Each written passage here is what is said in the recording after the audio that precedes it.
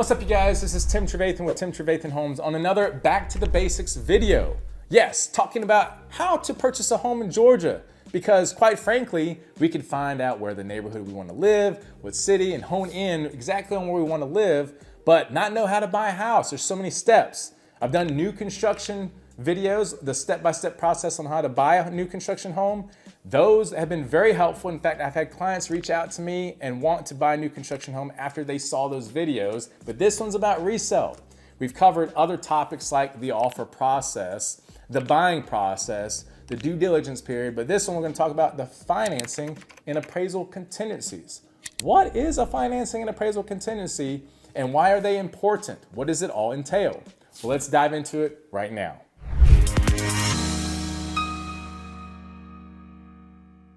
Watch the other videos if you want to know more about the buying process, but I'm going to go ahead and zoom in on this contingency. Now, you can watch the other video about the buying process, but as far as a contingency goes, appraisal and financing, it has to do with your loan.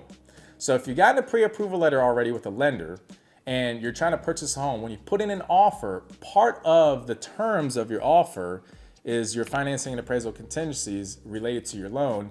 They are put in there on purpose to protect you. So, for example, when you go under contract, you have a due diligence period. Let's say it's 5 days long.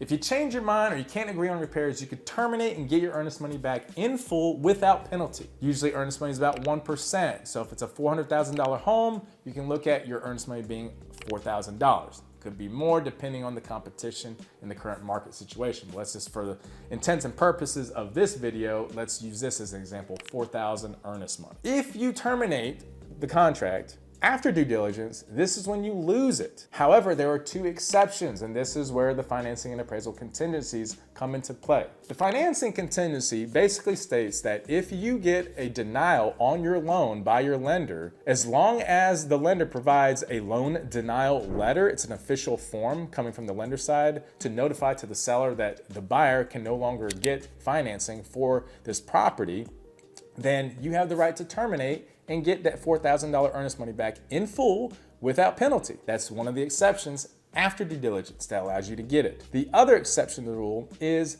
an appraisal contingency. What this means is you can hypothetically, theoretically, offer $1 million on a home. Well, guess what?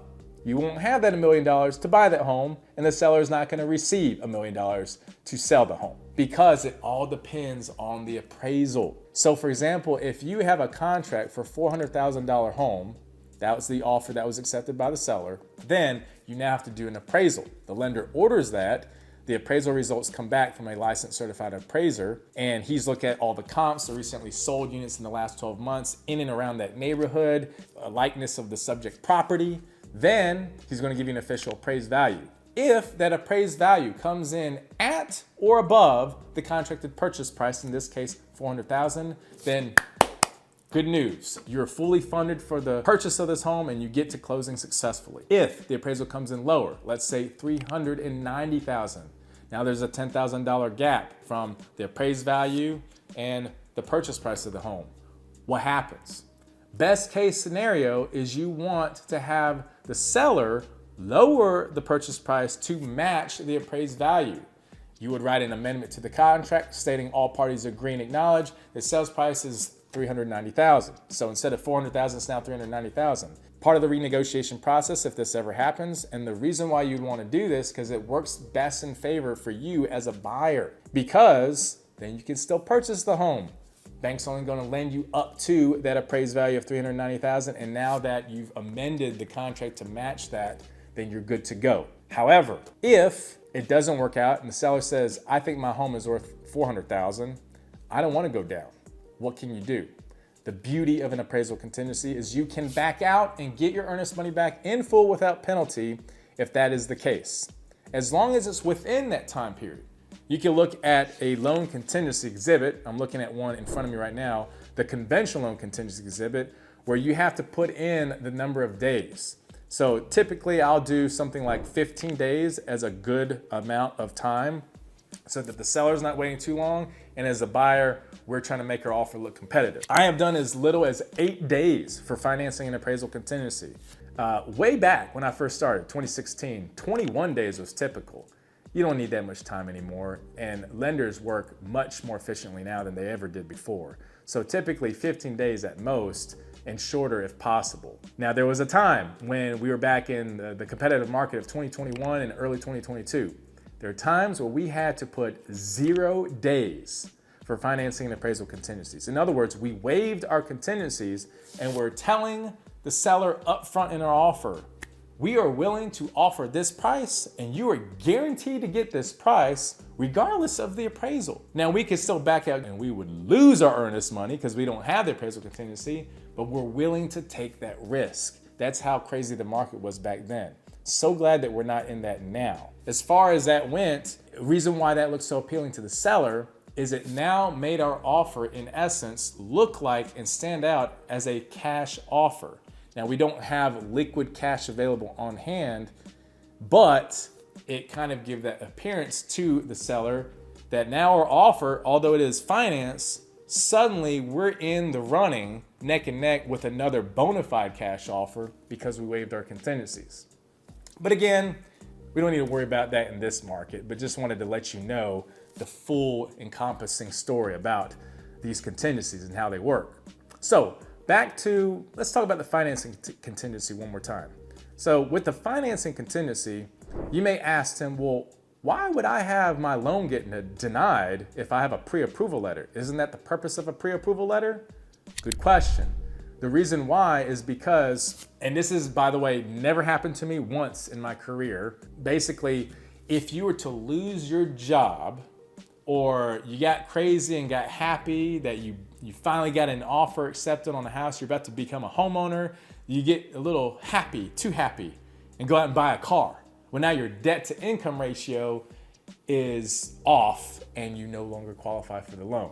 Again, I've never had this happen before, but those are just some instances, probably the two most common examples, all of a sudden not be qualified for the loan, where that financing contingency can protect you. Now, with appraisal, let's go back to appraisal. There's another option that can happen, okay? We talked about appraisal contingency being, we try to renegotiate with the seller to match the appraised value with the purchase price, or if you waived your contingency, you're basically saying that you're willing to pay the difference out of pocket, or, and this is very rare, way back in 2018, I had this happen where seller's like, all right, we'll lower the price by a certain amount, but not the full amount.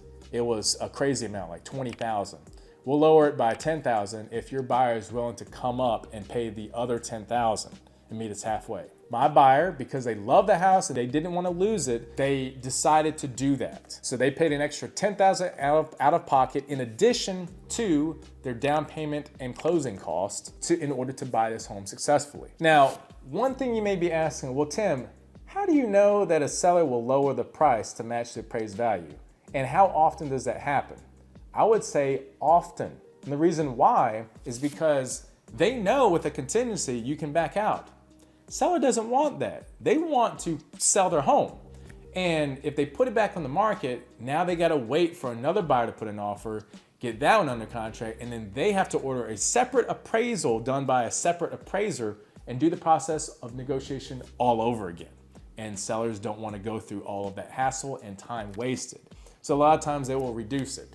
The biggest appraisal gap I've seen where the appraisal value came in lower than the contracted purchase price was $30,000. That was back in July of 2018 when rates went up to 5.1%, which at that time was a big deal because rates were at 3.5 for about a good 2 years prior to that. They wanted to go ahead and close on the home, so they lowered the price, $30,000. And it was a really great buy for my client. Now, in today's day and age, I've seen one situation, this happened last year, and I was surprised. Basically, she had an appraisal contingency. The appraisal came in $7,000 below our contracted purchase price, and the seller would not budge. In other words, she was willing to put it back on the market and go through the hassle. Because, why? She had a multiple offer situation. So what was interesting is we didn't need to waive the appraisal contingency to get her offer accepted in that case. Yet at the same time, the seller was not willing to lower it because she knew she could get another buyer to offer the same and probably pay the difference. Now, in that case, and here's the silver lining that I should share, they actually did get an offer where another buyer waived their appraisal contingency. Why the seller did not accept it, to this day, I don't know, other than the agent said, you communicated well, Tim, built rapport, we wanted to work with you. So you just never know in this market what could happen. The other thing, and another question I get a lot from buyers is, how often does an appraisal come in lower? I don't think you'd ever have to worry about these negotiations, hardly at all, because it doesn't happen often. Since, I would say, in the last 50 buyer side transactions in the last 3 or 4 years, I've had 3 appraisals come in lower. 2 were townhomes, 1 was a single family home, and 1 of those 3 was investment property situation. Investment properties typically have a stricter appraisal, so that was not a big surprise. That was, I think, a $12,000 difference, and the other 2, again, was 1 other townhome and 1 other single family. So 3 out of about 50, that's a pretty low percentage. So I don't think it's gonna happen to you, but I cannot guarantee it, but just letting you know that. Also, as the market appreciates so fast in certain areas of Metro Atlanta, such as Alpharetta or Swanee, North Gwinnett School District, places like that, that a lot of times appraisers will adapt to the market conditions and changes. So if you were to offer above asking price by a considerable amount, let's say 40,000 over asking, which happened to this one property in Swanee. My buyer offered 25,000 over asking. The price was $650,000, and we offered $675,000. We lost and got beat out by another offer that offered $690,000. They got it. It appraised for $690,000. They didn't have to come out of pocket the difference or terminate the contract because of the seller needing to lower it because it wasn't a below appraised value of versus the contracted purchase price. Last but not least, what I would like to say is this is why it's important you go with preferred lender. Going with an online lender, a big bank lender can work. I've seen it work.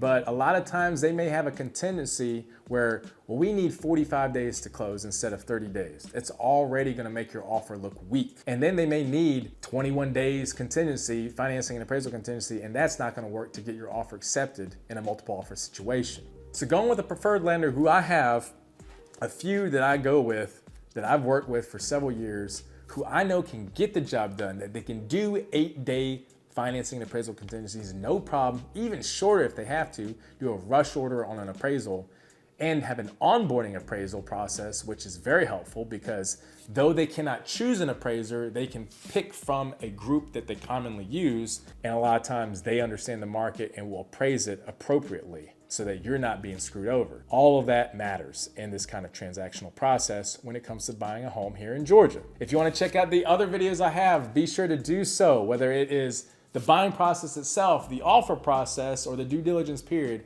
Check them out. Subscribe and catch you on the next video.